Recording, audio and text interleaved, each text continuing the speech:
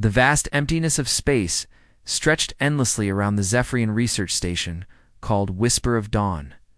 Dr. Yuna sat at her workstation, her blue-tinted fingers dancing across holographic controls as she monitored the usual chatter that filled the galaxy's communication networks. The station floated in what everyone called the neutral zone, a strip of space between two massive galactic empires that had been fighting each other for over 300 years. It was supposed to be a quiet assignment. Dr. Yuna and her team of 12 researchers were meant to catalog star formations and study cosmic radiation patterns. Nothing exciting ever happened in the neutral zone, which was exactly why the Galactic Council had placed their research station there.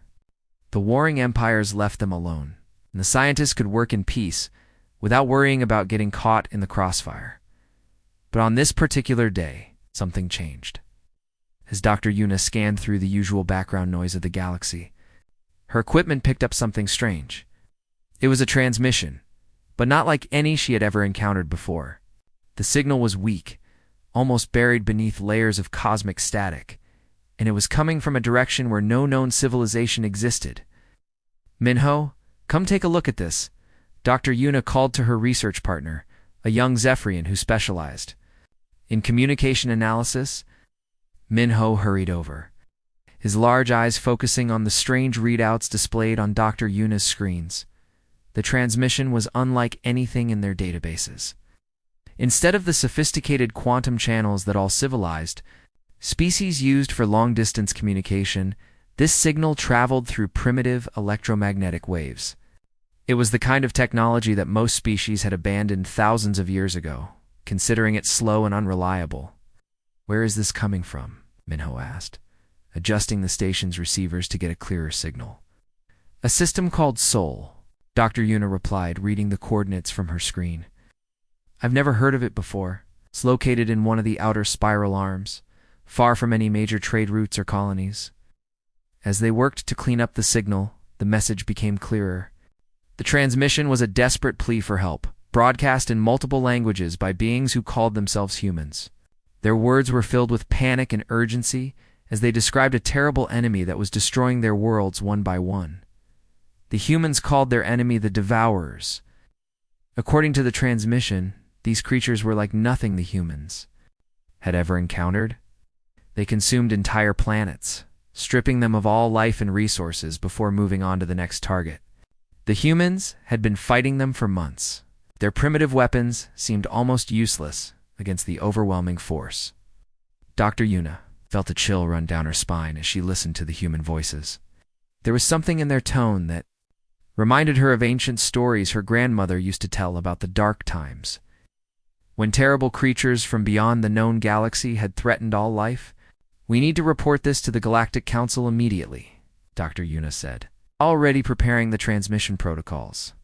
But when Dr. Yuna presented her findings to the Council, their reaction was exactly what she had feared. The representatives from the major civilizations barely glanced at the data before dismissing it as unimportant. They called it primitive noise from a backwater system and told her to focus on more important research. "These humans are clearly an undeveloped species," one council member said with obvious disdain. "They probably encountered some natural disaster and are too primitive to understand what's happening. We have real problems to deal with." Council's dismissal frustrated Dr. Yuna, but it was Minho who spoke up with surprising passion. "Something about this transmission feels different," he insisted. "The way these humans describe their enemy, the specific details they provide. It doesn't sound like natural disasters or primitive misunderstanding. It sounds like they're facing something that could threaten all of us." Dr. Yuna stared at her computer screen long after the Galactic Council had ended their communication. The official order was clear: ignore the primitive transmission and return to regular research duties. But something deep in her gut told her this was wrong. She had spent 15 years studying deep space communications, and never had she heard such raw desperation in any species' voice. "We're going to trace that signal," she announced to her team the next morning. Minho looked nervous. "Dr. Yuna, that's directly against orders. If they find out, we could lose our research licenses," You might even face criminal charges for unauthorized contact with a primitive species. Then we better make sure they don't find out, Dr. Yuna replied, her voice steady despite the fear in her chest. She knew the risks, but she also knew that ignoring this transmission might be the biggest mistake of her career. The team worked in secret for 3 days, using the station's most powerful sensors to pinpoint the exact location of the human transmissions. What they found shocked them. The signal was coming from a small spiral arm that every major civilization had written off as worthless. The area was filled with young, unstable stars and had no valuable resources that anyone knew about. No wonder nobody has ever explored this region, said researcher Jiwan, studying the star charts. It's like the galaxy's forgotten corner. But as they focused their equipment on the Sol system, the team realized that the humans weren't just sending one distress call. They were broadcasting constantly, updating their situation every few hours. And with each new transmission, the news got worse. The humans described their enemy in terrifying detail. The Devourers weren't just destroying human colonies, they were consuming them completely. These creatures appeared as massive metallic swarms that could strip an entire planet bare in days. They ate everything, from the smallest microorganisms to the largest structures, leaving behind nothing but empty, lifeless rocks floating in space. Listen to this latest transmission, Dr. Yuna said, playing the audio for her team. The human voice was tired and filled with grief as it described the fall of a colony called New Sydney. The swarm arrived at 0800 hours. By 1400 hours, there was nothing left. Not even the atmosphere remained. Jiwan had been quiet for most of the day, but suddenly she gasped and stood up from her workstation. Her face had gone pale and her hands were shaking as she accessed the station's historical archives. Dr. Yuna, I think I know what these Devourers are, she said, her voice barely above a whisper. I've been cross-referencing the humans' descriptions with ancient texts from the Great Library of Zarian.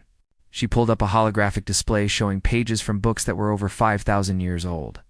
The text was written in an ancient language that few people could read anymore, but the images were clear enough. They showed massive swarms of metallic creatures consuming entire star systems. The Veltar Empire called them the Endless Hunger, Jiwan continued. According to these records, they appeared suddenly and destroyed 12 major civilizations before vanishing just as mysteriously. Everyone assumed they were extinct, or maybe just a legend that got exaggerated over time. The team gathered around the holographic display, reading the ancient descriptions with growing horror. The parallels were unmistakable. The Devourers that the humans were fighting matched the ancient enemy perfectly, down to the smallest details.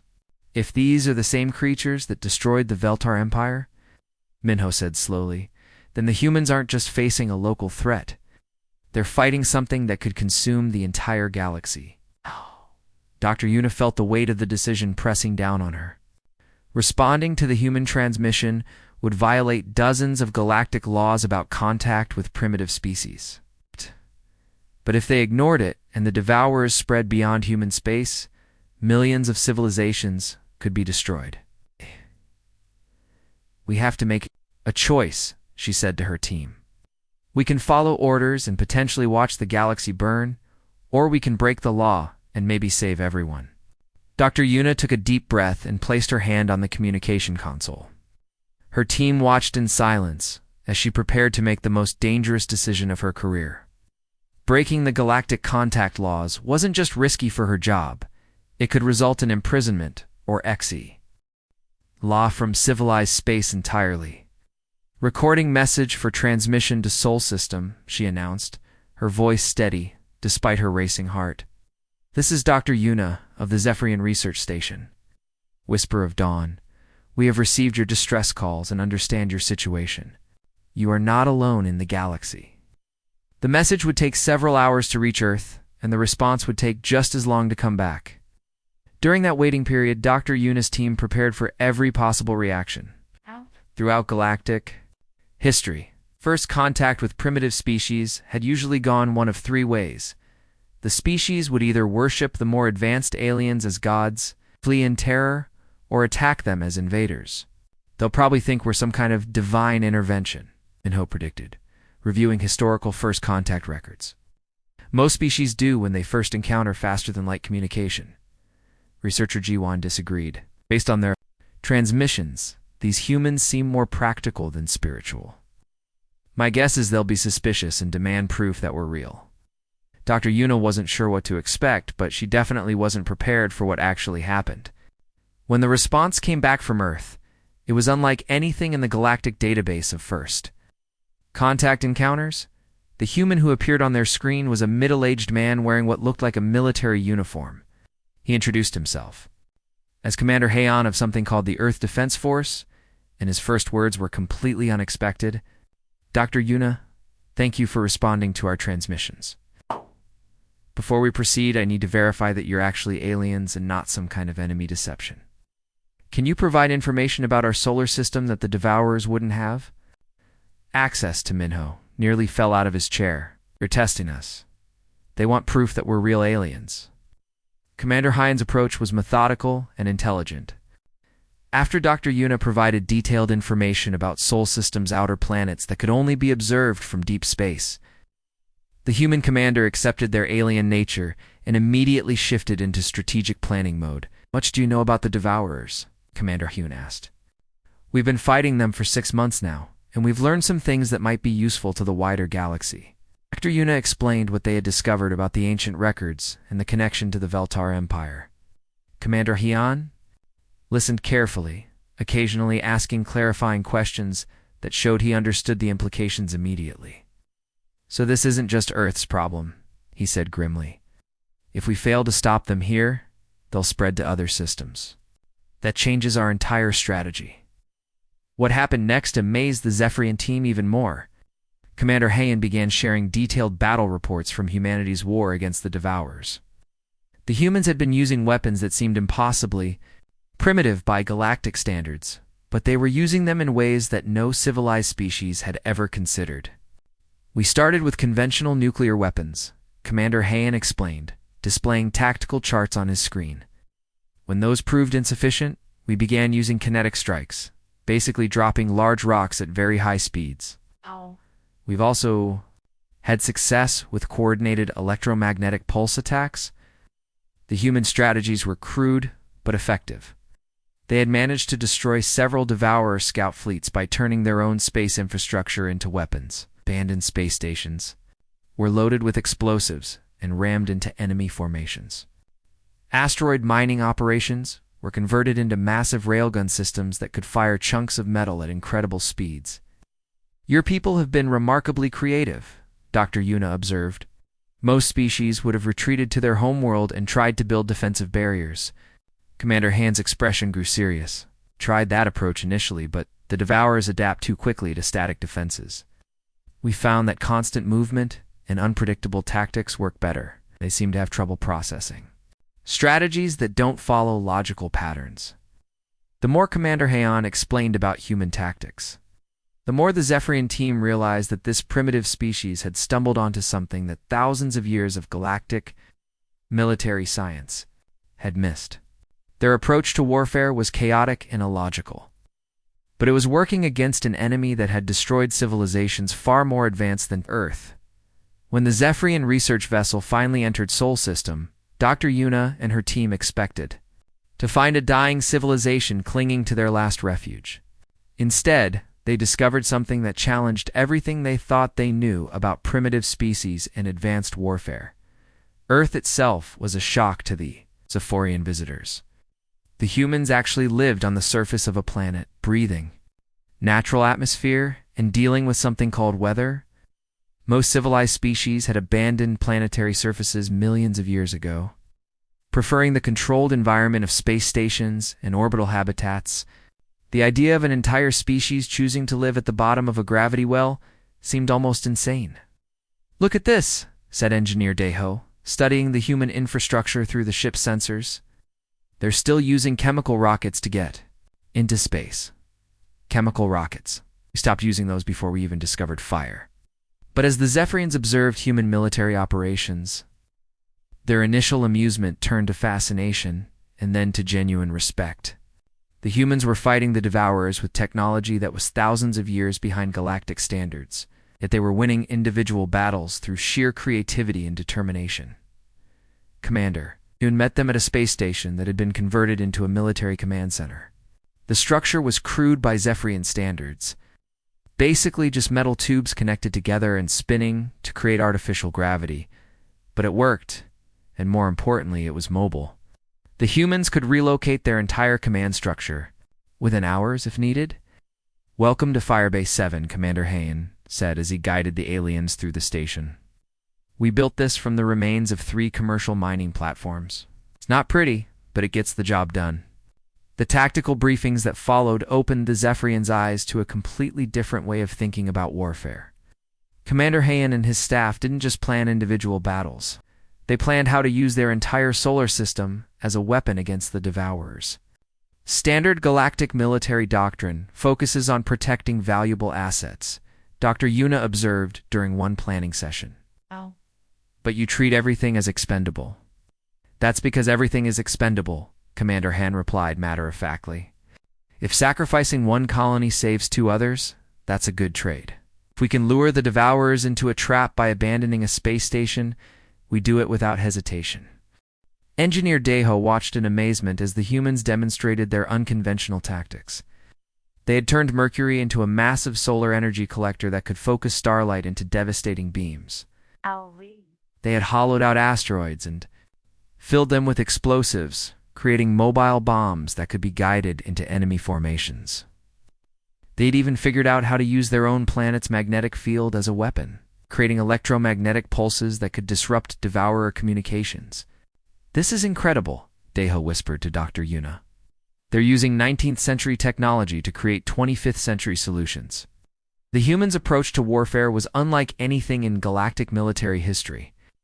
They didn't follow established rules of engagement or worry about preserving infrastructure for future use. Instead, they treated every engagement as a learning experience, constantly adapting and improving their tactics based on what worked and what didn't. "We've noticed that the Devourers have trouble processing truly random behavior," Commander Hayen explained during a strategy meeting. "So we've started using dice to make tactical decisions, literally rolling dice to determine which approach to take." The Zephyrians exchanged glances. The idea of making military decisions based on random chance was completely against everything they had learned about warfare. Somehow it was working. Dr. Yuna began to understand that humanity's isolation had actually been an advantage. While the rest of the galaxy had developed sophisticated military traditions based on thousands of years of interspecies conflict, humans had been forced to develop their own unique approach. They weren't bound by conventional thinking or established protocols. "You're not fighting the Devourers the way they expect to be fought," she realized. "Every other species they've encountered has used predictable, logical military strategies. But you're using chaos as a weapon." Commander Hume smiled grimly. "Sometimes the best strategy is to have no strategy at all." The warning came at 0600 hours on what would later be remembered as the darkest day in human history. Long-range sensors detected something massive approaching Sol System from the outer darkness of space. It wasn't just another Devourer scout, fleet, or raiding party. This was the main force, the same swarm that had wiped out the mighty Veltar Empire 5,000 years ago. Dr. Yuna stood on the bridge of Firebase 7. Watching the sensor readings with growing horror, the approaching fleet was beyond anything she had imagined. Millions of metallic creatures moved through space like a living storm cloud, so densely packed that they blocked out entire star fields behind them. "How many?" Commander Hayen asked, his voice steady despite the impossible odds they were facing. "Our computers can't give an exact count," replied the human technician at the sensor station. "The swarm is too dense. Conservative estimate is somewhere between 50 and 100 million individual units." The Zephyrians had brought their own small fleet of research vessels. But even combined with every human ship in the system, they were outnumbered by thousands to 1. By every logical calculation, Sol System should have been evacuated immediately. Any civilized species would have retreated to fight another day. But humans, as Dr. Yuna was learning, didn't think like civilized species. "We're not running, Commander," Hayen announced to his staff. "This is where we make our stand." The first strategy the humans implemented shocked even their alien allies. Instead of trying to defend their colonies, they began destroying them before the Devourers could arrive. On the outer world of Ganymede, human engineers used massive explosives to shatter one of Jupiter's moons, sending debris crashing into the colony below. "What are you doing?" Engineer Deho asked in horror as he watched the destruction on the view screen. "Denying them resources," Commander Hune replied calmly. "The Devourers need biomass and processed materials to fuel their reproduction. We destroy everything before they get here, they'll have to use their own reserves to sustain themselves."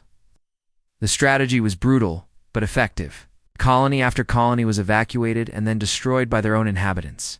Humans crashed moons into their own cities, detonated fusion reactors in their own shipyards, and poisoned their own water supplies with radiation to make them useless to the Devourers. But the most shocking proposal came from Dr. Yunji, a human scientist who had been studying solar physics. She approached Commander Hune with a plan that made even the other humans uncomfortable. "We can use our star as a weapon," she explained, displaying complex calculations on her tablet. "If we destabilize the solar corona in specific ways, we can create massive flares that will disrupt their communications and navigation systems." Dr. Yuna felt her blood run cold. "You're talking about deliberately triggering solar storms that could sterilize your entire system." "Only if we miscalculate," Dr. Yunji replied with the kind of calm confidence that came from pure desperation. "The outer planets are already evacuated, and Earth's magnetic field should protect us from the worst of it. The plan required launching specially designed probes directly into the sun's corona, where they would detonate fusion bombs at precisely calculated intervals. The explosions would create artificial solar flares that could be directed at the approaching Devourer fleet. "This is insane," Minho whispered to Dr. Yuna. "They're treating their own solar system like a weapon." But as the Zephyrians watched the humans prepare for their desperate gamble, they began to understand something profound about this species. Humans didn't just fight to win battles, or even to win wars. They fought to survive as a species, and they were willing to sacrifice absolutely everything to achieve that goal. The solar weapon project began immediately. Human engineers worked around the clock to build the specialized probes, while their military forces prepared conventional defenses. As backup plans, they turned their remaining space stations into mobile fortresses, loaded their cargo ships with explosives to use as kamikaze weapons, prepared to fight a battle that would determine the fate of not just humanity, but potentially the entire galaxy. "I've never seen anything like this," Dr. Yuna admitted to her team. "They're not just fighting the Devourers. They're fighting extinction itself." When the Devourer main fleet finally reached Sol System, the battle that followed became something no military academy in the galaxy had ever taught. The humans didn't just fight the enemy, they turned warfare itself into an art form of controlled chaos and desperate innovation. The Devourers attacked exactly as the ancient records had described. They moved in perfect formation, consuming everything in their path with mechanical precision. Their strategy was simple, and had worked for millions of years: overwhelm the enemy with superior numbers and consume their resources faster than they could be replaced. But the humans had spent months studying captured Devourer samples, and they had discovered something that more advanced civilizations had missed. The creatures followed predictable patterns based on their programming, and those patterns could be exploited. "Watch this," Commander Hayan said to the Zephyrian observers as the first wave of Devourers approached Mars. Instead of meeting them head-on, the human defenders suddenly scattered in all directions, leaving the planet completely undefended. Dr. Yuna watched in confusion as thousands of Devourers swarmed onto the Martian surface and began their usual consumption process. But something was wrong. The creatures were moving slower than normal, their formations becoming disorganized. "Happening to them?" she asked. "We've been terraforming Mars for decades," Commander Hayan explained with a grim smile. "The atmosphere is full of genetically modified bacteria designed to break down the Martian soil. Those bacteria are now breaking down the Devourers from the inside." Now the humans had turned their own terraforming project into a biological weapon. The devourers that had landed on Mars began malfunctioning and eventually destroying themselves, as the modified bacteria ate through their internal systems. But this was just the beginning. As the battle spread throughout the solar system, the humans displayed a level of tactical creativity that amazed even their alien allies. They used the devourers' own mass against them, creating gravity traps by positioning massive asteroids in specific formations. When the enemy swarms flew through these areas, they would be pulled off course and crash into each other. Engineer Deho watched in fascination as human pilots flew their ships directly into enemy formations, not to ram them, but to deploy clouds of metallic dust that would clog the devourers' sensors and navigation systems. The human ships were destroyed in the process, but the temporary blindness they created allowed larger human forces to strike at vulnerable targets. They're sacrificing individual ships to create tactical opportunities, he observed. It's like they're playing chess with their own lives. Researcher Minho was documenting everything for his report, but he kept shaking his head in disbelief. By galactic standards, this is completely barbaric. They're treating their own military assets as disposable tools. But it's working, Doctor, Yuna pointed out. Look at the casualty ratios. The numbers were staggering. Despite being outnumbered by thousands to one, the humans were inflicting significant damage on the Devourer fleet. They achieved this by treating each engagement as a learning opportunity, constantly adapting their tactics based on what they observed. When the Devourers adapted to the biological warfare, the humans switched to electromagnetic pulse weapons. When the enemy learned to counter those, humans began using kinetic strikes delivered by automated cargo ships. Every time the Devourers thought they had figured out human tactics, the humans would completely change their approach. They're not trying to win individual battles, Dr. Yuna realized. They're trying to learn faster than the enemy can adapt. The most shocking example came when the humans deliberately allowed a major space station to be captured by the Devourers.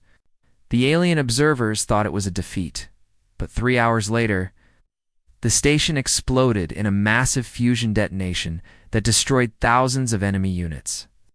We've been loading our installations with delayed action explosives, Commander Heian explained. The Devourers expect us to fight for every position. They don't scan for booby traps when they capture something easily. The humans had turned retreat into a weapon. They would abandon strategic positions that seemed important, wait for the Devourers to occupy them, and then trigger hidden explosives that would cause massive damage to the enemy fleet. Throughout the battle, the humans demonstrated something that challenged every assumption about civilized warfare. They were willing to sacrifice anything, including their own lives and infrastructure, to gain even the smallest tactical advantage. This approach was considered primitive and barbaric by galactic standards, but it was proving devastatingly effective against an enemy that had destroyed countless advanced civilizations. The battle had been raging for 18 hours when Commander Heian called an emergency meeting in the deepest bunker of Firebase 7. The human forces had fought brilliantly, but the numbers were simply too overwhelming. For every devourer they destroyed, 10 more took its place. The solar flares had disrupted enemy communications temporarily, but the swarm was adapting faster than anyone had expected. "We have one final option," Commander Heian announced to the assembled human and Zephyrian commanders, something we've been working on in secret for the past 3 months. Dr. Yuna noticed that several human scientists were wheeling in equipment she had never seen before. It looked like a combination of computer systems and medical devices, with cables and neural interfaces that made her uncomfortable just looking at them. "We've been studying the Devourer communication network," explained Dr. Yunji, her face pale with exhaustion. "They operate through a collective consciousness, sharing information instantaneously across the entire swarm. But we've discovered something interesting about their data transmission protocols." She activated a holographic display showing the complex patterns of Devourer communication. Their network is incredibly sophisticated, but it's also vulnerable, because they share everything instantly. Any corruption in their data spreads through the entire collective within minutes. Commander Heian stepped forward, his expression grim. "For the past 3 months, we've been feeding them corrupted data through captured communication nodes. Small changes, nothing they would notice immediately. But those changes have been building up, creating instabilities in their collective consciousness. Engineer Deho stared at the display in amazement. You've been hacking their minds? More than that, Commander Han replied. We've been preparing to introduce a virus directly into their network, something that will turn their own coordination system against them. Dr. Yuna felt a chill run down her spine. That's impossible. Direct interface with an alien collective consciousness would destroy any organic mind. The neural pathways simply can't handle that kind of information flow. We know, Commander Han said quietly. That's why this mission is considered suicide. But we've run out of other options. The plan was terrifyingly simple. A human volunteer would use the specially designed interface to connect directly with the Devourer network. Once connected, they would upload a virus that would cause the collective consciousness to turn on itself, creating chaos and confusion throughout the swarm. I'll do it, Commander Han announced, moving toward the neural interface chair. Sir, you can't, protested one of his officers. You're too important to the defense. Let someone else volunteer.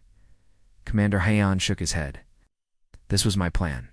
From the beginning, I've been preparing for this moment for months, training my mind to handle the interface. If anyone has a chance of surviving this, it's me. Dr. Yuna watched in horror as the human commanders settled into the interface chair.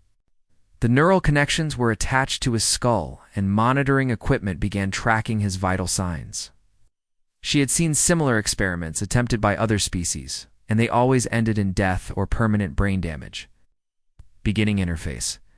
Protocol, announced the human technician. Neural pathways are establishing connection with captured devourer nodes. Commander Han's body went rigid as the connection was established. The monitoring equipment showed brain activity that was far beyond normal human parameters.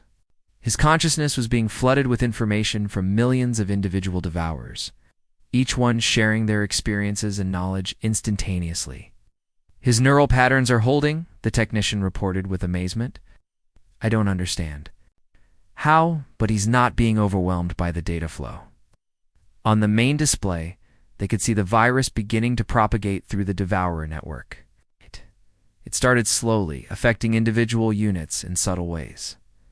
Some devourers began moving in random directions, others stopped responding to commands from the collective. But something unexpected was happening. Commander Hyun wasn't just surviving the interface, he was actually beginning to understand and manipulate the devourer network.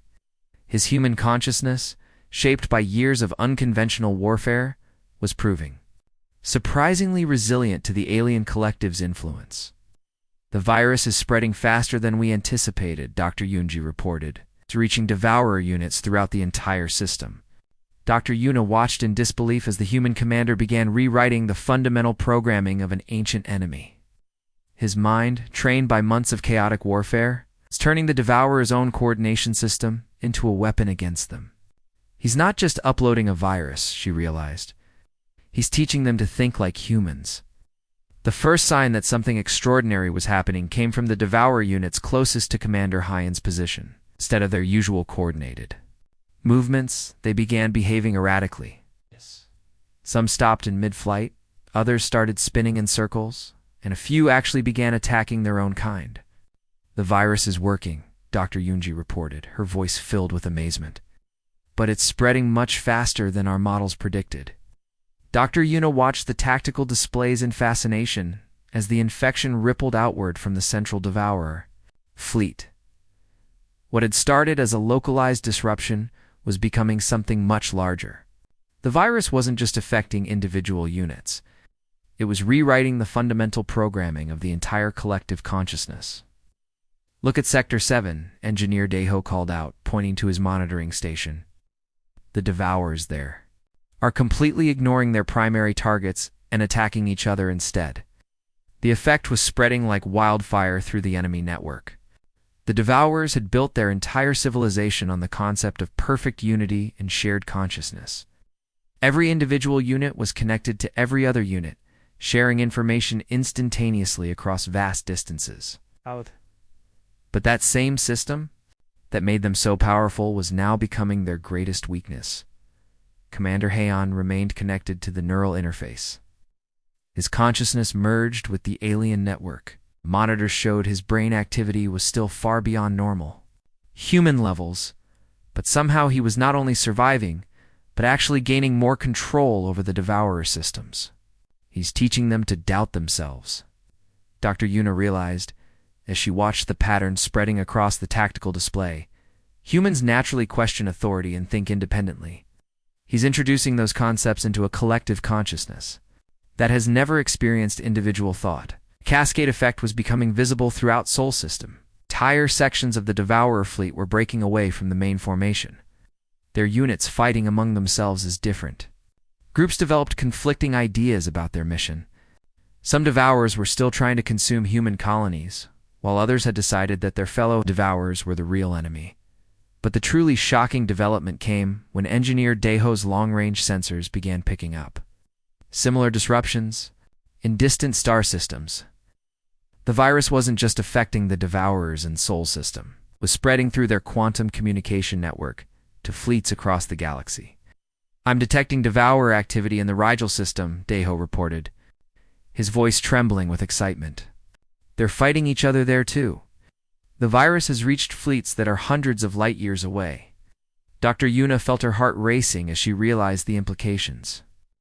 The Devourers maintained instantaneous communication across their entire species through quantum entanglement.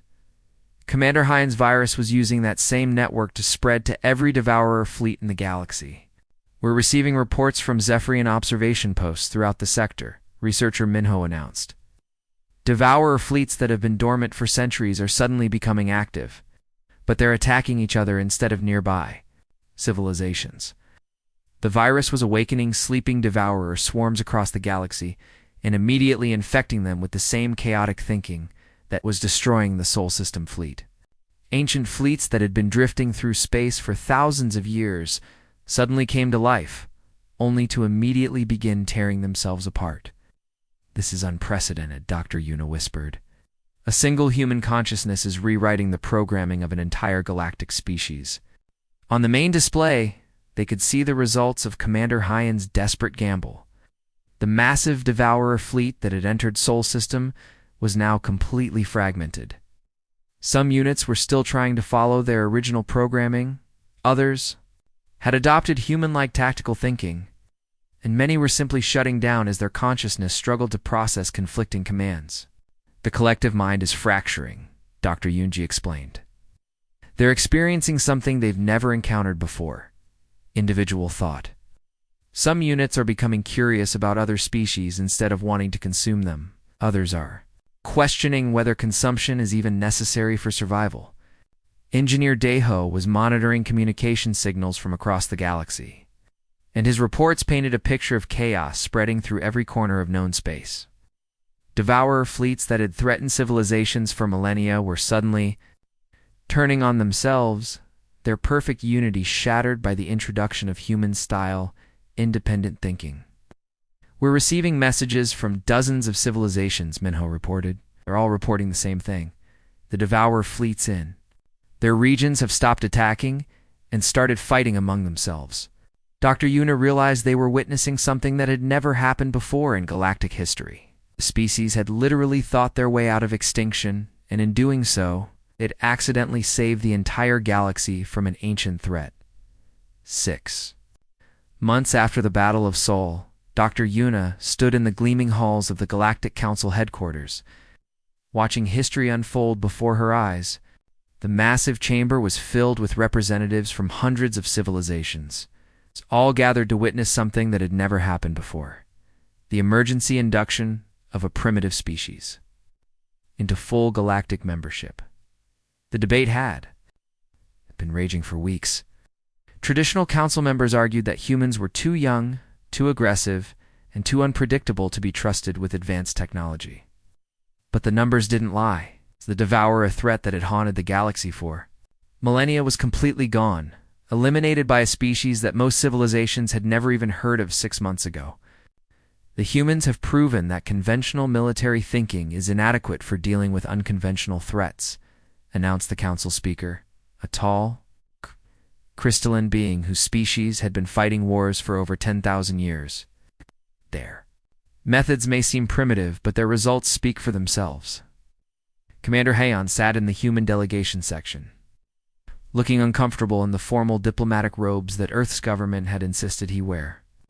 He had survived the neural interface with the Devourer network. But the experience had changed him in ways that even human doctors didn't fully understand. He could now process information at speeds that seemed impossible for organic minds. And he had an intuitive understanding of collective consciousness that made him invaluable in negotiations with hive mind species. The question before us continued. The council speaker is whether we can afford to exclude a species that has already proven capable of solving problems that our combined civilizations could not. Dr. Yuna remembered the skepticism she had encountered when she first tried to warn the council about the Devourer threat. The same representatives who had dismissed humans as irrelevant primitives were now arguing about whether humanity was too dangerous to be allowed full membership in galactic society. The vote, when it finally came, was closer than anyone had expected. The final tally was 847 in favor of human membership, with 623 opposed and 94 abstentions. It was the narrowest margin in council history, but it was enough. As the results were announced, Dr. Yuna felt a mixture of pride and concern. The humans had earned their place in galactic society through courage and innovation. But she wondered if they were ready for the responsibilities that came with advanced technology and interstellar politics. Her concerns proved justified in the weeks that followed. Human military advisors were suddenly in demand. Throughout the galaxy, as other species tried to understand the unconventional thinking that had defeated the Devourers, military academies that had taught the same tactics for thousands of years were suddenly scrambling to incorporate human-style chaos theory into their curricula. It's not just about being unpredictable, Commander Heian explained to a group of Zephyrian military officers. It's about being willing to sacrifice everything for survival. Most civilized species fight to preserve their way of life. Humans fight to ensure that life continues at all. Changes weren't limited to military thinking. Human concepts of individual creativity and independent thought began spreading through species that had relied on collective decision-making for millennia. Some civilizations embraced these new ideas, while others struggled to adapt to the concept that sometimes the best solutions came from questioning established authority. Engineer Deho, who had been promoted to head of the new Human-Sephorian Technology Exchange, often found himself explaining human engineering principles to species with technology far more advanced than Earth's. Humans don't just build things to work, he would say. They build things to work under the worst possible conditions. Dr. Yuna often reflected on how much had changed since she first intercepted that desperate transmission from Sol System. The humans had not only saved themselves and the galaxy from the Devourers, they had fundamentally altered how every species thought about survival and conflict.